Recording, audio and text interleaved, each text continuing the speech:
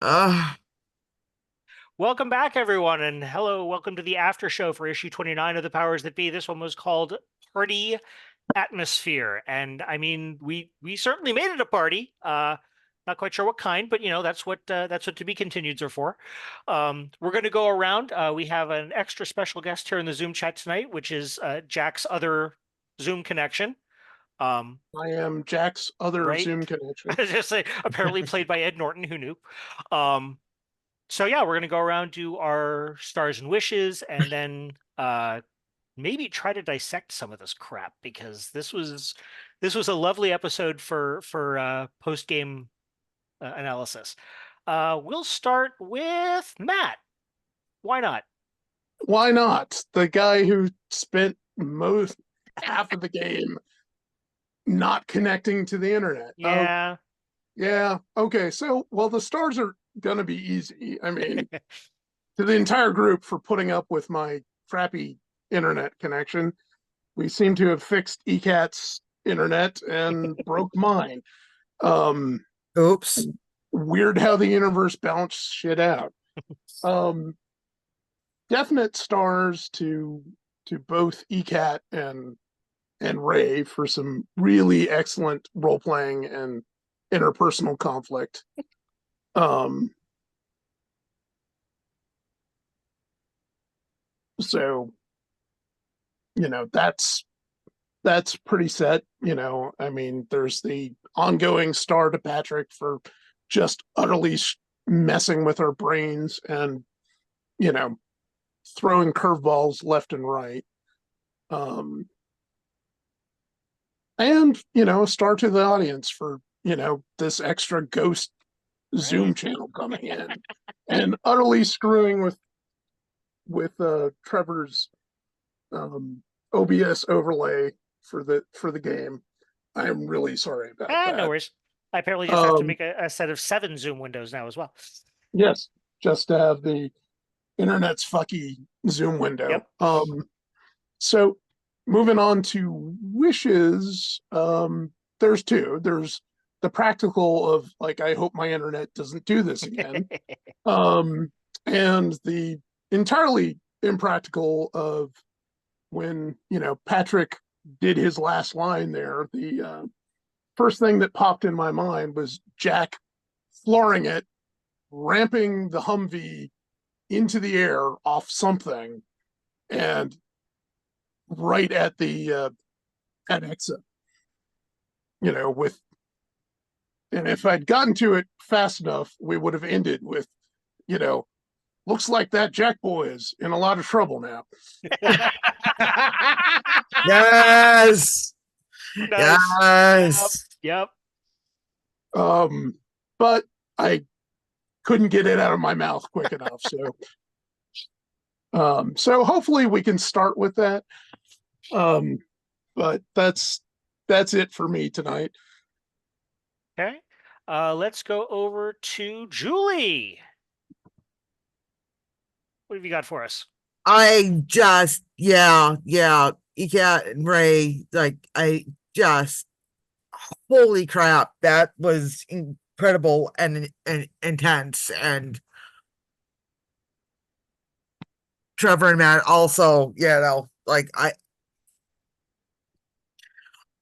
unfortunately, yes, I may have a theater degree, but it's in design and not in acting, and doing improv work, especially of intensity, never really been my strong suit. And in all seriousness, I am in all of the stuff that you guys pulled out at, just, yeah, it's really, really well done. Patrick, you suck. You are an awesome GM, but you suck. Um, yeah, I'm trying to figure out how, how to possibly, they said there was some, a little bit of hints, said with the, Adam Orton stuff, but I'm still trying to figure out like where to go with, how to push things along with and I'm completely blanking on the word because Narf, kind of her personal story of, why do the atoms and the scions hate each other? Like, what is the deal that I really am not quite sure with just the way everything's been going on how to be able to even really go and explore that, since she's not a detective thinky kind of character. So That may have to be explored in season 2, or in chapter 2 or issue season 2 or whatever we want to call it. yeah, Book and that's 2. fine. I mean, Book 2. Book, there you go. There you go. Volume 2. So, volume Volume 2. two. Volume 2. I like it. So Coming at some point to maybe this channel, who the fuck knows? yeah. All right. Let's go to ECAT. Star to Ray for giving an ability to really let Neva show her existential self. Yep. It was just a lot of fun letting her just unleash her inner hurt. And getting to tell Eddie off in a way. Yeah. But yeah, it was a lot of fun. So start of, like I said, to Ray and to Patrick for just his really warped sense of storytelling. And right now I don't have any wishes because it's 10:30 at night. And Yep. so yeah, no, All right. it's just been fun. Yep. Go over to Ray. hi. Hi. Hi. So yes, um, big black glowing star to ECAT for taking that opportunity and just making the most of it. That was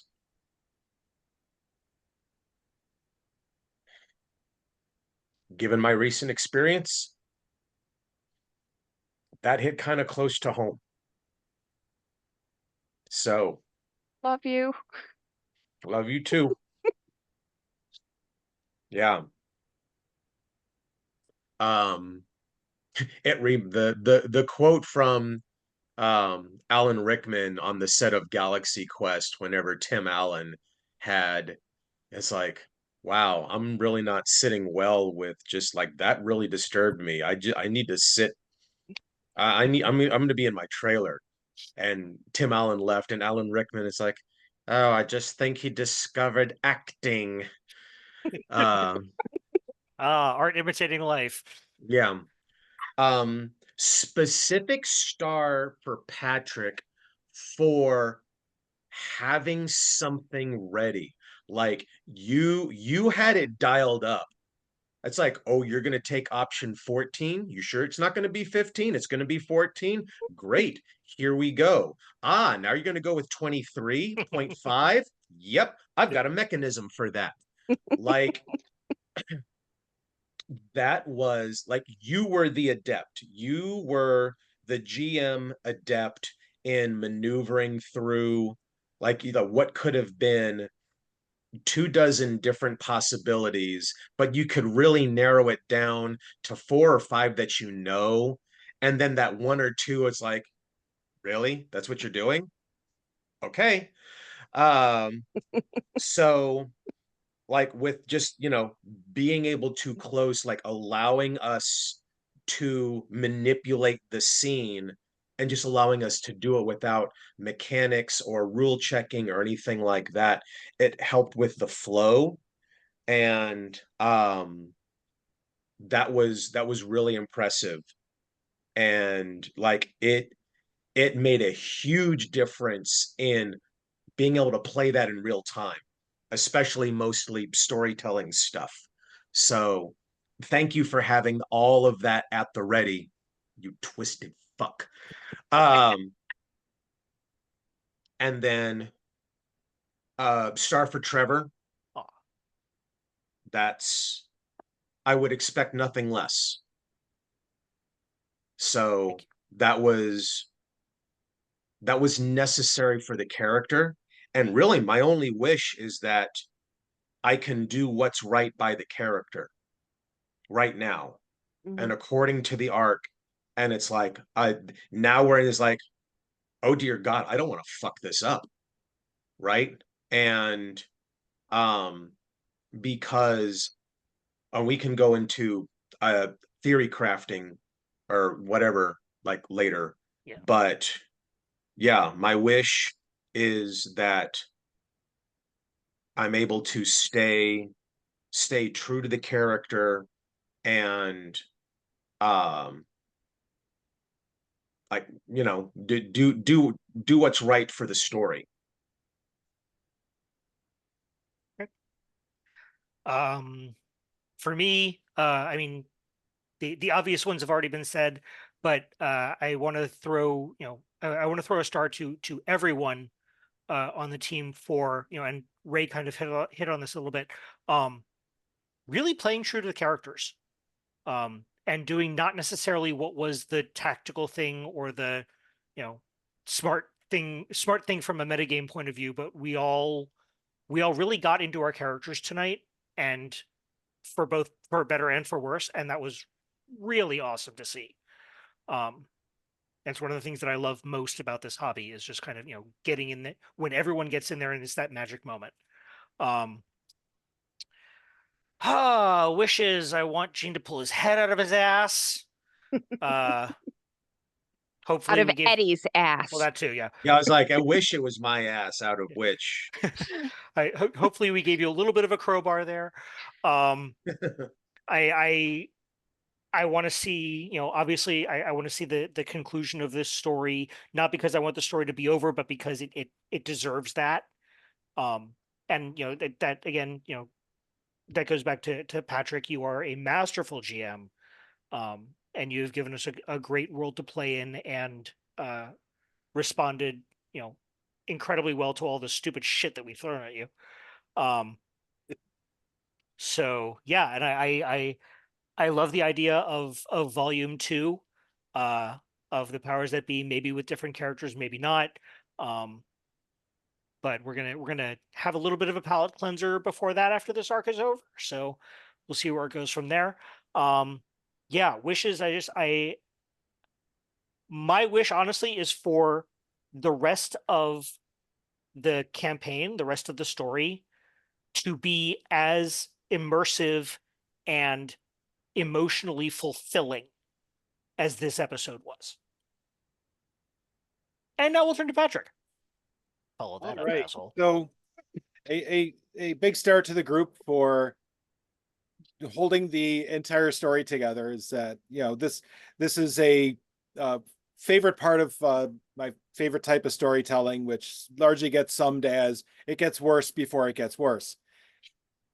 So, the whole bunch of stuff gets Yeah. revealed and you're like, oh, great. So this group of people are a bunch of shitheads, and oh, these other people are shitheads over here. Oh, and look, a shithead's attacking us. Oh, thanks. Great. Yep. Because of course, everything can't go well. Otherwise you wouldn't be heroes now, would you? Yep. Not So- heroes. I absolutely loved the drama tonight. That was excellently done. In Julie's case, yes, I do still have plans for you to sort that out. Okay. So that is still in there, because you're not going to save this city alone. And strangely enough, you happen to have a whole bunch of family just sitting around the corner. Yeah. Yep. One must not forget where you come from. So, yes, I had like an ideal path by which things would go through, which I knew it wasn't ever going to do. I've been a GM long enough, and a lot of my skill comes from my training as a philosopher. Of course, when you study philosophy, you have to argue with people a lot about stuff that you really do not care about, but you have to be able to think fast and come out on top of things. I was very good at that. So it turns out, strangely enough, that has improved my GMing to an extraordinary amount, that I have enough of stuff in my head that I can still reassemble it and, you know, present it in a way that's going to accomplish what I want to. So things went very, very well. You guys didn't get in on the fight that was happening in DC, which is probably for the best because that one's just as terrible as the one that you're about to get into. Mhm. And who knows, maybe that person will show up next week. We'll find out. Yeah. Okay, I gotta ask, did you anticipate Ice shattering her phone? Nope, not even slightly. If you followed the phone thing, that would have taken you out to DC. But you didn't. So it's like, okay, I'll have to bring. And see, that was another thing that's like, okay, it's not going to go through the group, so it's going to go through the other people over there. That's how I'm going to get them out of there. Yes, exactly. I caught that. Yep. Yeah, so I have contingencies. Things will work out. And the one thing that bringing up about as Trevor brought up about how things go is the big thing to always remember with a role-playing game is that winning is not a matter of being victorious in the battle or leveling your character up. It's about having a good story. Yep. And so like tonight, y'all win. That was just perfect. You know, you came up with stuff I was not expecting. You played it out better than I could have imagined. I'm really happy with how everything went. Now, of course, I'll have to rearrange a couple notes, but that's okay. Fortunately, you did not murder anybody who didn't need murdering. If we've all been in that campaign where the GM comes up with this complicated backstory and, you know, you run into the big villain in the end, and for some reason, one of your people decides to murder them like some sort of serial killer and destroys the entire story. I've seen this happen so many times. So I'm prepared for that. It's tempting, to be perfectly honest. See, that's when the big bad's lieutenant becomes the big bad, and their motivation is now revenge against the PCs. Yes. There's always a way out. Yep. But as far as wishes, I wish we had fewer technical difficulties. Fortunately, one set of technical difficulties got fixed just as another happened. I'm kind of reminded of Charlie Brown going out trick-or-treating. Somebody always gets the rock. Mm-hmm. And apparently that is Jack tonight. Yep. Yeah. Yep. But these things happen. I do would want to. also- Go ahead. Sorry. And I very much would be interested in hearing some more theory crafting on what y'all think is happening at this point. Now that you have a far better view of things going on in the background. Yeah, I think that might have to happen off camera though, because it's getting on towards 11, and we're all old and have real life. I did want to add one thing as a star in general was the amount of the fact that we as players this time really took advantage of player intrusions. Yes. Yeah. Which I thought was nice. That we were just throwing them left, right, and center going, screw what the GM wants. Yeah. I love that I spent an XP to change the type of my detonation and then didn't even use it. That's all right. I've got it in my back pocket. Well, just think, your opponent that you're squaring off right now is under no circumstances biological in origin. Yeah. Also, I will. So for our audience, next time you see these characters, they will have all advanced to tier 5. Which, for those of you not familiar with the Cypher system, it only goes up to tier 6, but that's about equivalent to a 20 level advancement in 5th edition. So yeah, we're getting up there. I will point out that everyone except adepts, I believe, has an ability at 5th tier called Adroit Cypher Use that lets you carry up to 4 ciphers. I get 5. Adepts at 5th level get, what is it? I forget what it's called. I already have 4. Yeah. But yeah, you get to move up to 5 this tier. We get to move up to 4. So the ciphers will be flying fast and furious as they should be. Yeah. Yep. I haven't used any ciphers in the last 4 sessions. So The one that I really want to use, I'm glad that I have saved it up because I don't think I used the shock attack one because I don't recall. that'll come in really I handy. have that one too. Yeah. I am hoping that Patrick will let us take advantage of the slight lull in driving across the city to maybe re-up all our ciphers so that we Yeah. can use the mechanism that the system is named after. But yeah, I've got really good investigative ciphers. yeah, Yeah, just not where we are right now.